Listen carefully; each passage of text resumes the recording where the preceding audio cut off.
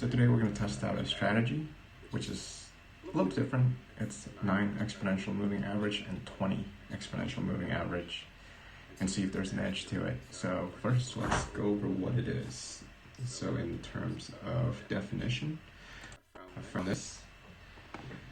So it's pulled up from a thread that on forexfactory.com. Looking up 9EMA and 20EMA. Essentially, it is the 9EMA must be above the 20EMA. Wait for a pullback and close between 9EMA and 20EMA, and then you can place a long order 1 or 2 pips above the highest high that close under the 9EMA. So if we're looking at the chart here, so the 9EMA is indicated by the purple, and then 20EMA is by the blue or black one. So essentially, this is the crossover here of the 9EMA going above the 20EMA over here. And then as far as the candle chart goes, it has a pullback here, right? And then what you want to do is, it says place a long order 1 or 2 pips above the highest high of the bar that close under the 9EMA. So really, this bar is the one that closes under the 9EMA, and then you want to place it 1 or 2 pips above. So really, this would be the entry point. And as you can see, obviously, on this chart, it started running. So that's the edge that they are claiming to have for the strategy. So we're going to go ahead and test it out. So again, we're using our TC2000 software whenever we want to test out some stuff and just kind of see if there's an edge to it. And then, well, first let's define an edge. An edge, I really like this definition by Mark Douglas. Read his book, or actually am reading his book right now.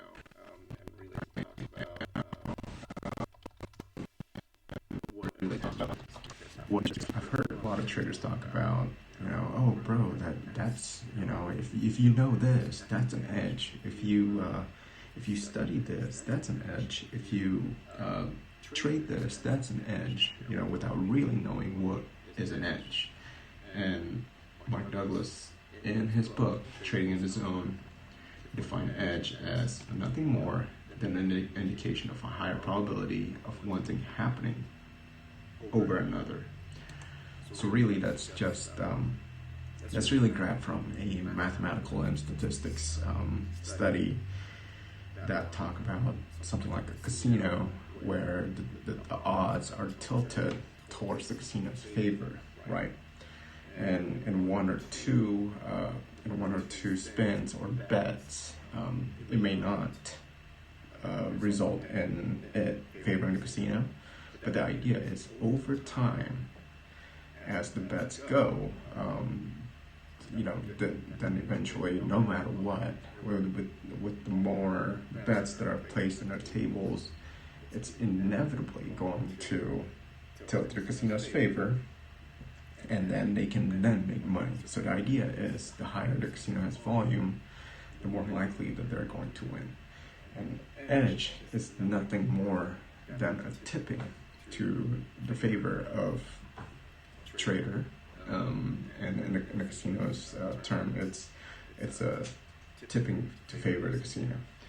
So really, an edge is nothing more than an indication of higher probability of one thing happening over another. And in this case, we're studying this to go over and see if this will give us a higher probability of it running, or predicate something, so we can then anticipate or enter into a trade that has a favorable effect afterwards for us. So let's go to the SPY. So forgive my charts. It's a little bit like dry here, but I'm gonna dive into the 5-minute and 10-minute time frame, because that's what they recommend, or actually they recommend 5 minutes, 10 minutes, and 15 minutes, and then we'll go over it. So let's first go over to the 5-minute time frame. So you can see in the green here, there's an exponential moving average, and this is 9, and this is exponential moving average 20 with the brown. So just to kind of see what's going on.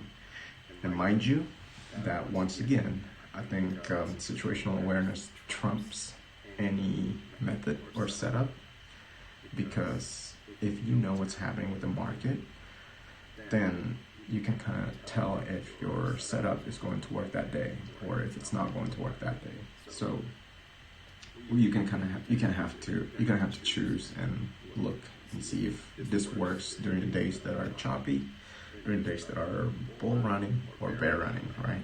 So let's see. On Friday, as you can see,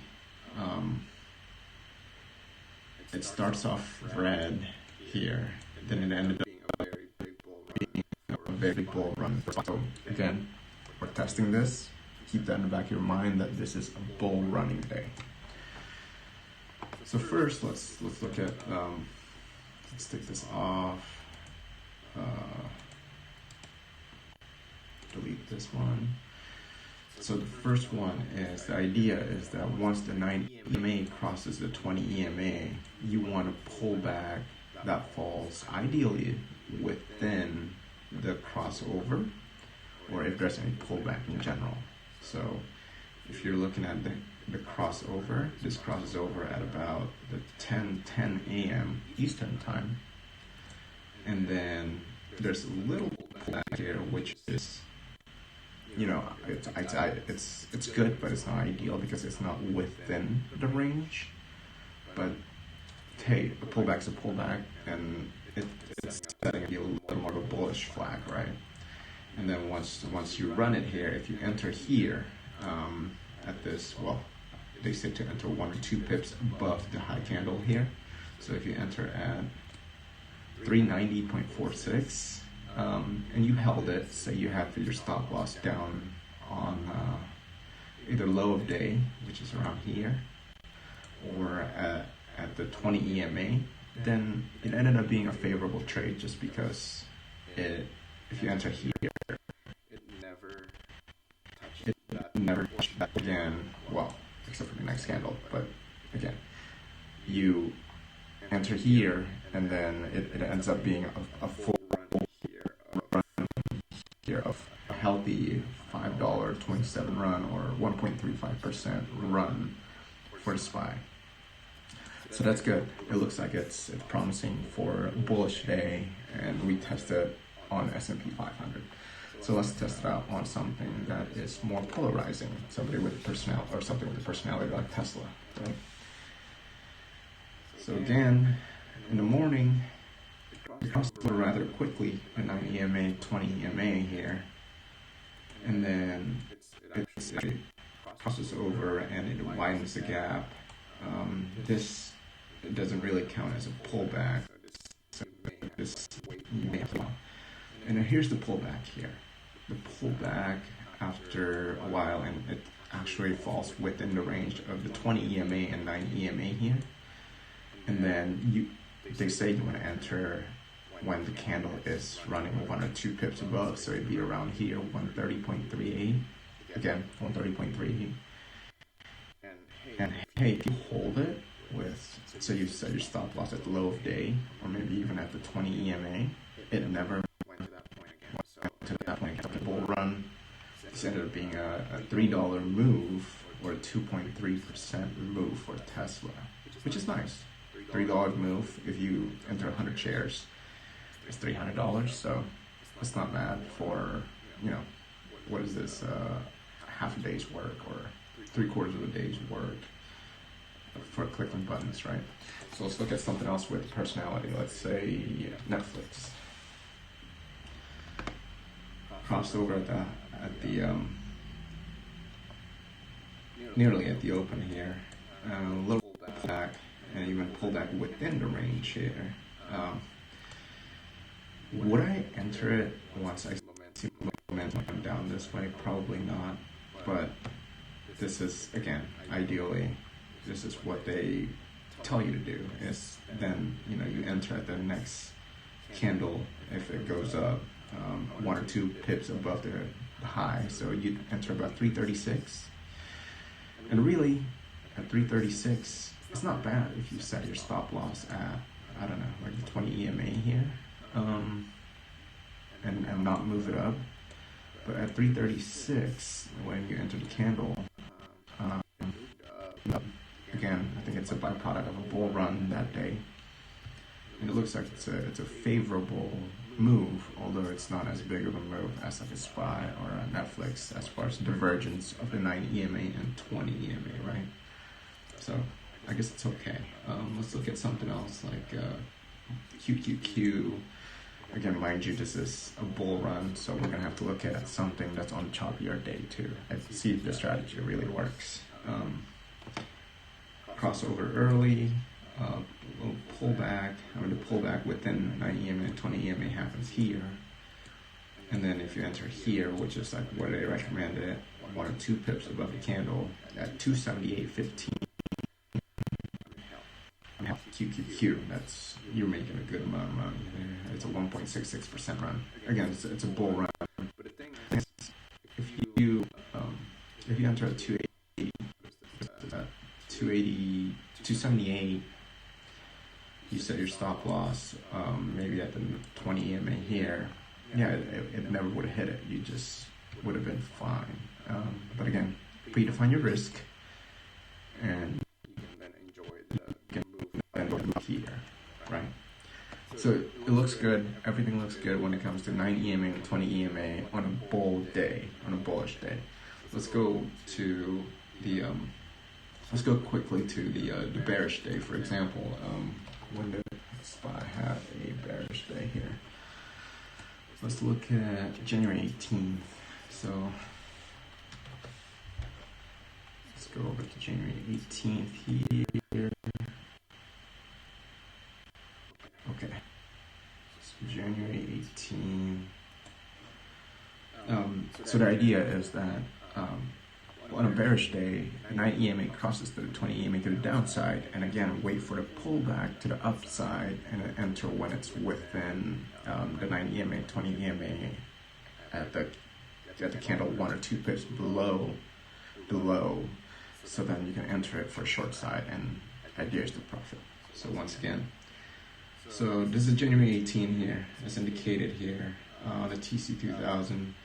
I think the morning, there's, it's a little bit choppy with candles, no clear indication, although it's definitely diverged to the long side here, but then it's quickly moved over to the downside. So this is the crossover, this is where the crossover happened here, which is at 10:45 a.m. and it's a strong pull down. So from 10:45 to 11:45, a solid hour of just dropping essentially, and a little pullback here, and then it never got within the window of 9 EMA, 20 EMA, except for here. So if you enter here at the low here of 394.28, so you short it at 394.28, set your stop loss at 395.56. So again, enter at 394.28, whatever, 394.3. It actually ended up being a not a bad strategy because it never touched this high again, and actually like until the end of the day here. And this is the 4 p.m. Chart, so it made up 2.71%. So bullish day and bearish day, clear bullish, clear bearish. It looks like it's actually a decent strategy. I'll release another video on the choppy day and see if it works. All right, thank you. Thanks for watching.